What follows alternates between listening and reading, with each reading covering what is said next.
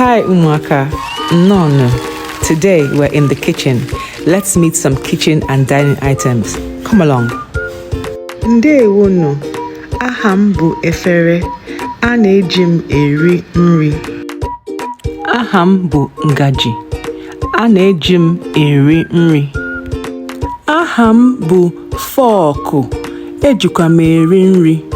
Iko ka a na-akpọ m, eji m aṅụ mmiri. Aha m bụ mma, eji m egbu ihe. Ite ka a na-akpọ m, a na-eji m esi nri. Now let's say them together.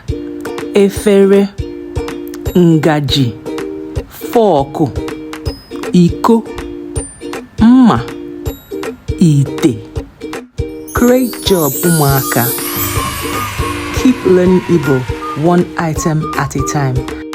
And from us here in the kitchen, bye!